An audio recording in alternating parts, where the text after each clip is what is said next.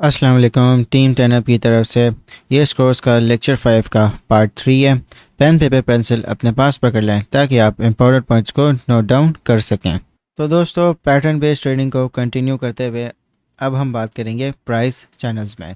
Price channels एक trading range होती है जो सपोर्ट और रेजिस्टेंस में होती है।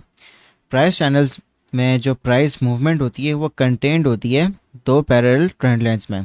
इसको हम मज़ीद बेहतर समझ सकते हैं चार्ट्स पे। दोस्तों, ट्रेडिंग व्यू में आप जाएंगे और सेकंड ऑप्शन पे जो आप क्लिक करेंगे तो आपके पास ट्रेंड लाइन, एरो, रे, इस टाइप के आपके पास ऑप्शंस आ रहे होंगे। तो इसमें आप पैरेलल चैनल को क्लिक करेंगे। दोस्तों, जैसा कि आपको पता है कि ट्रेंड्स तीन टाइप के होते हैं, अप ट्रेंड, साइडवेज और डाउन ट्रेंड। इसी तरह चैनल्स भी तीन टाइप के होते हैं। ये आपका डाउन ट्रेंड चैनल बन गया, ये आपका साइडवेज चैनल बन गया और ये आपका अप ट्रेंड चैनल बन गया।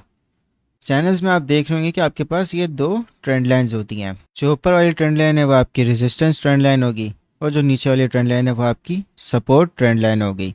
तो दोस्तों, अगर आपने नाम से इनको आइडेंटिफाई करना है तो जिस चैनल में प्राइस डाउन ट्रेंड में होता है वो आपका डिसेंडिंग चैनल हो गया, और जिस चैनल में प्राइस आपका साइडवेज मूव कर रहा होता है वो आपका हॉरिजॉन्टल चैनल हो गया, और जिस चैनल में आपका प्राइस अप ट्रेंड में होता है वो आपका असेंडिंग चैनल हो गया।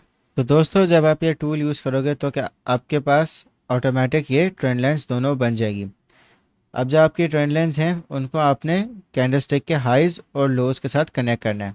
ऊपर वाली जो भी आपकी ट्रेंड लाइन होगी वो हाइज के साथ कनेक्ट होगी और नीचे वाली ट्रेंड लाइन लोज के साथ कनेक्ट हो जाएगी।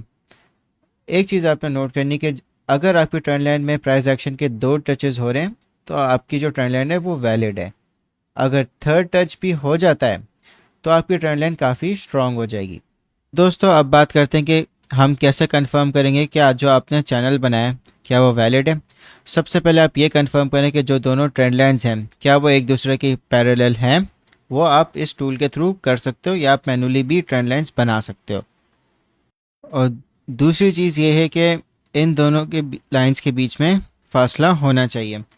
और तीसरी चीज़ ये है कि जो प्राइस एक्शन है उसमें एटलीस्ट आपके पास दो पीक होने चाहिए, यानी कि जो प्राइस एक्शन है वो आपकी अपर ट्रेंड लाइन को हिट कर रहा है।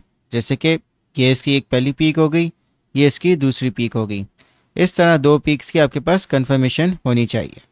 और जो लास्ट चीज़ ये है कि जो टचेस हैं इनके बीच में एक अच्छी स्पेस होनी चाहिए।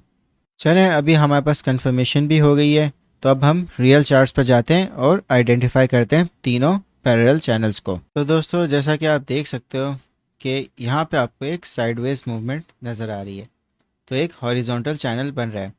आपको इतनी प्रैक्टिस करनी है कि जैसे ही आप प्राइस एक्शन को देखो तो आप समझ जाओ कि कौन सा पैटर्न बन रहा है। तो ये प्रैक्टिस के साथ आपके साथ बेहतर हो जाएगा। आपने पैरेलल चैनल टूल पे क्लिक किया या आप इसको खुद भी सपोर्ट रेजिस्टेंस लाइंस के थ्रू बना सकते हो। तो आप देख रहे हो कि यहाँ पे एक टच, दूसरा टच और यहाँ पे तीसरा टच और यहाँ पे एक फोर्थ टच। तो आप यहाँ से एक रेजिस्टेंस लाइन आपकी ये बन गई चैनल की, और फिर जो आपको जहाँ पॉइंट सपोर्ट पे मिल रहे हैं वहाँ पे आपने सपोर्ट लाइन भी बन गई। तो ये आपका हॉरिजॉन्टल चैनल बन गया। इस केस में दोस्तों अगर आप देखें तो एक डिसेंडिंग चैनल बन रहा है क्योंकि एक डाउन ट्रेंड चल रहा है। तो आपने ट्रेंड लाइंस बनाई, ये आपका फर्स्ट टच, सेकंड टच, ये आपका थर्ड टच। और जितना बेहतर आपका ट्रेंड लाइन बन सकती है उस हिसाब से आप बना दें। तो यहाँ पे आपका फर्स्ट टच हो गया, यहाँ पे आपका सेकंड टच हो गया और इसी तरह यहाँ पे आपका थर्ड टच भी हो गया। मगर आप देख सकते हैं कि ये कुछ फेक आउट्स होते हैं, मगर ये इतना मैटर नहीं करते हैं। अगर ये बहुत ज़्यादा आपको नज़र आ रहे हैं तो ये आपकी ट्रेंड लाइन सही नहीं है। तो एक दो बार भी अगर आपको नज़र आ जाए तो मसला नहीं है, एज लॉन्ग एज कि ये आपके चैनल में ये प्राइस एक्शन कंटेंट है। और दोस्तों, जैसा कि आप देख सकते हो कि एक अप ट्रेंड चल रहा है तो यहाँ पे एक असेंडिंग चैनल बन रहा है। ये आपकी अप ट्रेंड की लाइन हो गई और यहाँ पे आपकी सपोर्ट लाइन भी बन गई। तो आप देख सकते हो कि यहाँ पे फर्स्ट टच है, फिर सेकंड टच है, फिर थर्ड और यहाँ फोर्थ। उसी तरह सपोर्ट पे आपका first touch, second touch, third touch और फोर्थ टच। ये आपका असेंडिंग चैनल बन गया। दोस्तों चैनल्स में आपने ट्रेडिंग इस तरह करनी है कि सबसे पहले आप देखेंगे कि आप किस चैनल पे हैं। हॉरिजॉन्टल चैनल में जो प्राइस मूवमेंट होती है वो साइडवेज होती है। तो आपने ट्रेडिंग इस तरह करनी है कि जब भी सपोर्ट पे प्राइस एक्शन टच करेगी वहाँ से आप लॉन्ग पोजीशन एंटर करें और रेजिस्टेंस पे आप एग्जिट कर लें, क्योंकि प्राइस मूवमेंट आपकी साइडवेज होगी। फिर आप रेजिस्टेंस से शॉर्ट कर सकते हैं सपोर्ट तक और वहाँ पे अपना प्रॉफिट सिक्योर कर सकते हो। मगर स्टॉप लॉस आपने इस तरह रखना है कि जैसे अगर आपने आपने लॉन्ग की पोजीशन ली और आपका टारगेट रेजिस्टेंस लेवल पर था, तो जो आपका प्रॉफिट है वो 3.23% हो गया। और जो आपने स्टॉप लॉस रखना है वो आपने इतना रखना है कि अगर आपका स्टॉप लॉस हिट भी हो जाए in case of fake out, तो आपका लॉस मिनिमम हो।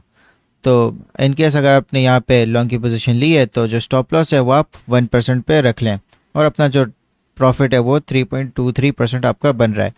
तो जो आपका रिस्क है वो कम है, रिवॉर्ड ज़्यादा है। तो इस तरह आप एक रिस्पॉन्सिबल स्टॉप लॉस रखें। और दोस्तों इन केस अगर आपको ब्रेकआउट का चांस मिलता है और अच्छी वॉल्यूम है, प्राइस एक्शन भी उसका ब्रेकआउट की तरफ लीड कर रहा है, तो जो चैनल की हाइट होगी वो आपका टेक प्रॉफिट होगा। इस केस में जैसा कि आप देख सकते हो कि यहाँ पे इसका टेक प्रॉफिट बन रहा है और आपने यहाँ पे लॉन्ग की पोजीशन ली, तो आप यहाँ पे अपना प्रॉफिट सिक्योर कर सकते हो। तो दोस्तों ये सारी बातें थी चैनल्स के बारे में। तो टास्क आप सबका ये है कि आप अपने हिसाब से कोई भी टिकर सिलेक्ट करें और उसमें आप तीनों चैनल्स बनाएं, असेंडिंग, डिसेंडिंग और हॉरिजॉन्टल।